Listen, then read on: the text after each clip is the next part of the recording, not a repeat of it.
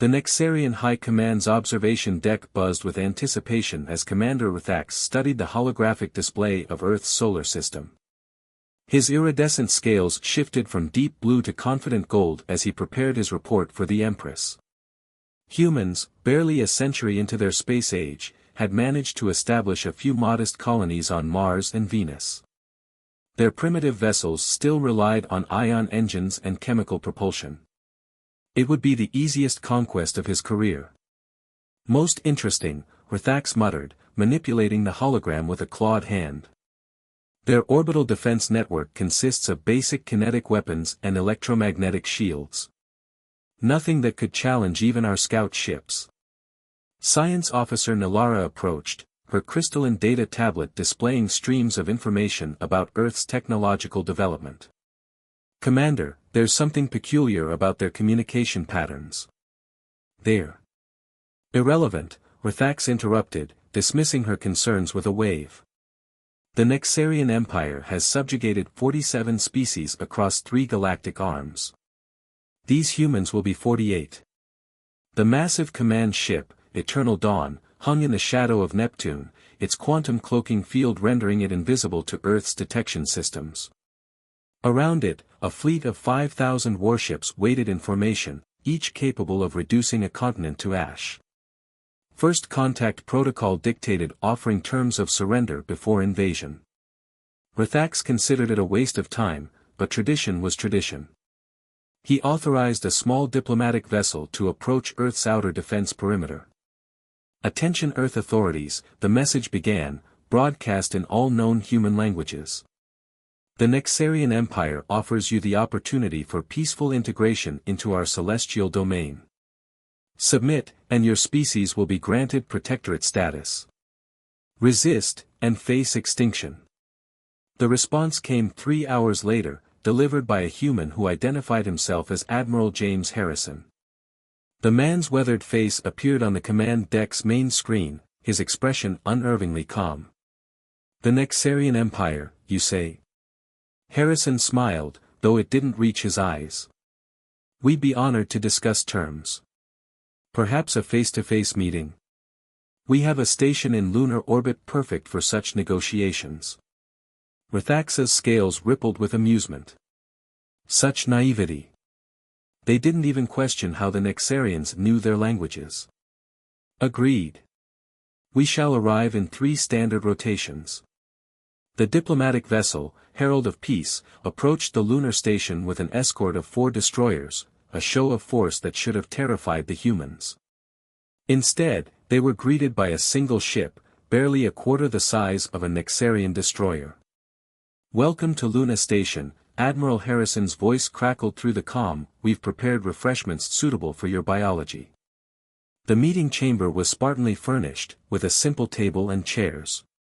Harrison sat alone, while Rethax brought a contingent of 6 guards and his science officer. The human's composure was starting to irk him. Your terms are unacceptable, Harrison said after listening to the detailed proposal. But we have a counteroffer. Rethax's scales flushed crimson. Counteroffer? You misunderstand, Admiral. This isn't a negotiation. It's a courtesy. No, Commander Rethax. You misunderstand. Harrison tapped his wrist device. Instantly, every Nexarian weapon and communication device went dead. We've been watching you for decades. Those scout ships you thought were so well hidden. We've had them mapped since they entered the Oort cloud. Nalara's tablet sparked and died. Impossible. Our quantum encryption is based on a technology we abandoned a century ago, Harrison finished. We've been maintaining a facade of technological inferiority while studying your empire's weaknesses. Those primitive defenses you observed. Decoys. Those basic ships. Sacrificial scouts. Rethax's hearts pounded as realization dawned. The communication patterns. Precisely what your science officer tried to warn you about, Harrison nodded to Nalara. We've been broadcasting nonsense data to hide our true capabilities. Your arrogance made it easy. Through the station's viewport, Rethax watched in horror as massive ships seemed to materialize from nowhere around his diplomatic vessel and escorts. They were sleek, almost organic in design, nothing like the primitive human ships he'd observed. "This is your only warning," Harrison stood, straightening his uniform. "Leave our space. Tell your Empress that Earth is not for conquest. We've chosen isolation not out of weakness, but concern for how our advances might affect younger species. Don't make us demonstrate why." But Rethax's pride, cultivated over centuries of easy victories, wouldn't let him accept defeat. "You reveal your deception too soon, Admiral. Now that we know your true strength, we'll adjust our strategy. The full might of the Nexarian Empire will descend upon Dash." Harrison sighed, looking genuinely disappointed. "I was afraid you'd say that." He tapped his wrist device again. "Initiate Guardian Protocol." The real war was about to begin, and humanity's greatest weapons hadn't even been revealed yet. The Nexarian fleet emerged from hyperspace like a metallic storm, their ships blackening the stars above Earth. Commander Rethax stood aboard his new flagship, Vengeance Eternal, his scales now a deep purple of determination. The failed diplomatic mission had only strengthened his resolve. "Deploy the fleet in Thanatos formation," he commanded. "Target their orbital platforms first."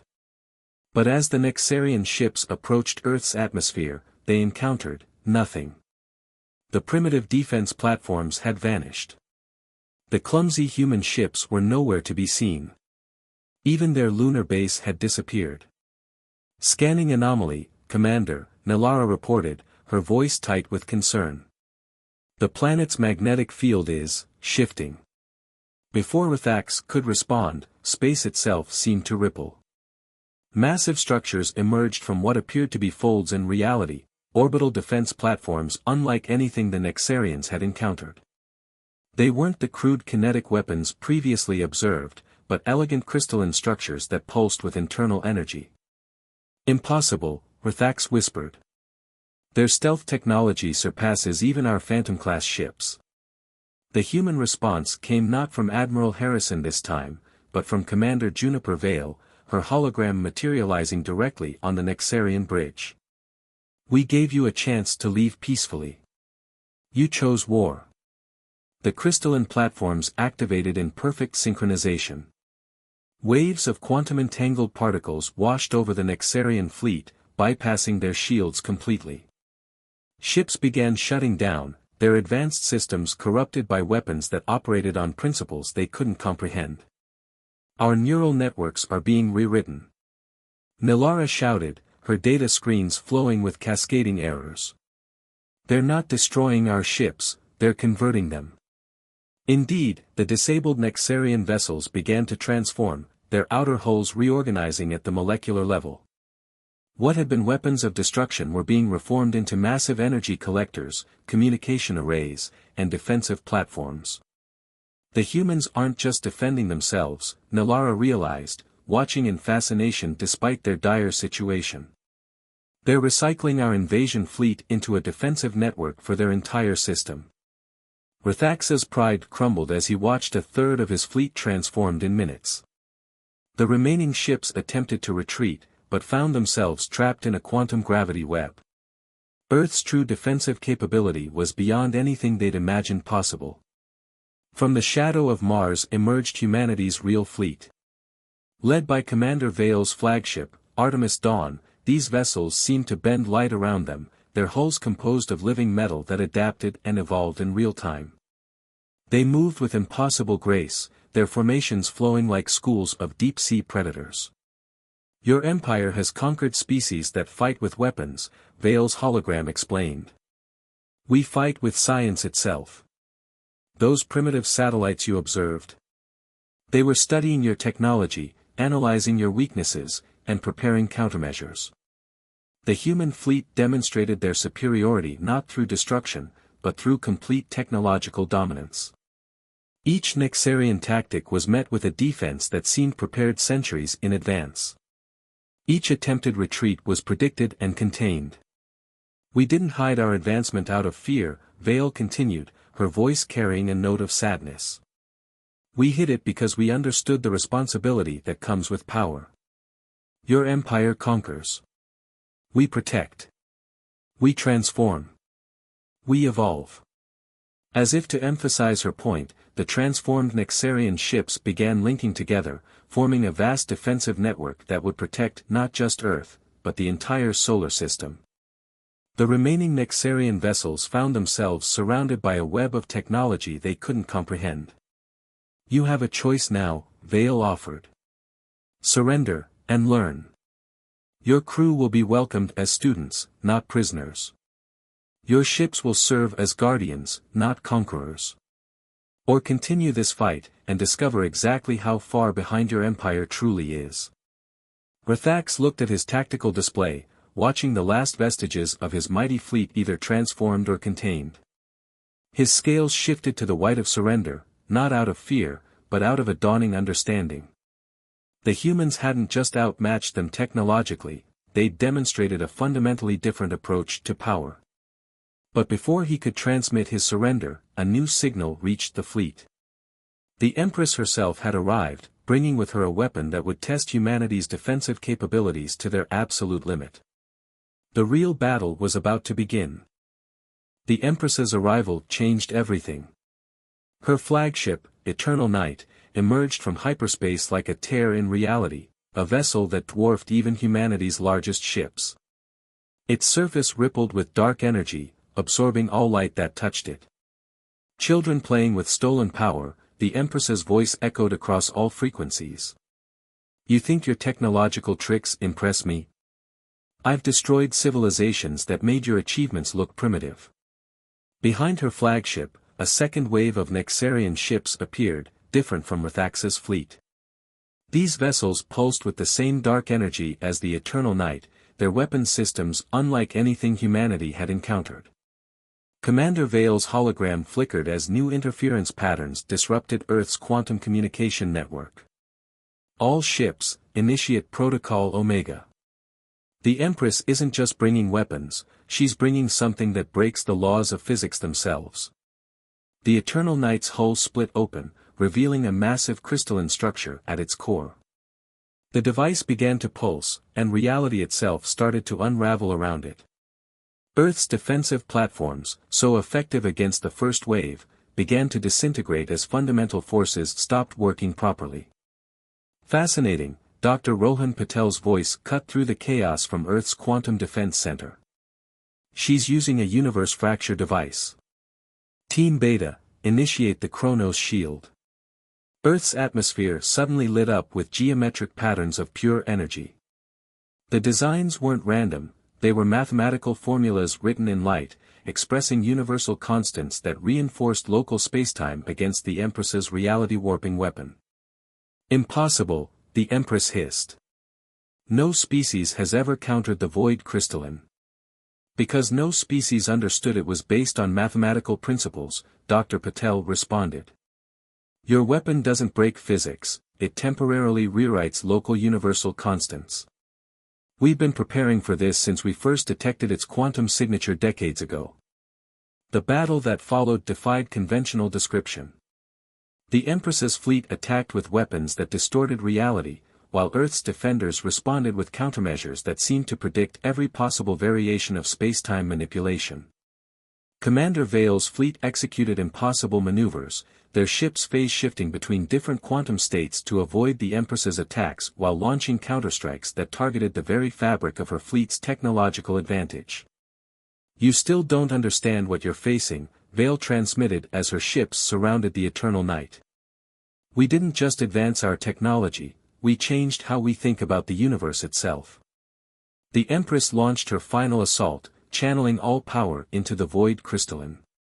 Space began to fold in on itself, threatening to create a rupture that would consume the entire solar system. But humanity was ready. From Earth's surface, massive arrays of quantum stabilizers activated, their combined power reaching out to cradle the very fabric of spacetime. Dr. Patel's team had transformed Earth itself into a reality anchor, preventing the kind of universal constants manipulation that made the Empress's weapon so devastating. Now, Commander Vale, Dr. Patel signaled. While local spacetime is stabilized. The Artemis Dawn led humanity's counterstrike, its hull glowing with accumulated quantum energy. But instead of attacking, the ship began to resonate at the exact frequency of the void crystalline. You didn't just build weapons, Rthax realized, watching from his contained vessel. You built understanding.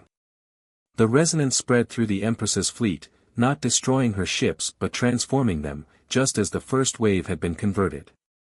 The dark energy weapons became quantum stabilizers, the reality warping technology reformed into protective shields against universal constant manipulation. The Empress's final gambit had failed not through defeat, but through transcendence. Humanity hadn't just defended against her ultimate weapon, they had understood it, adapted it, and transformed it into something greater.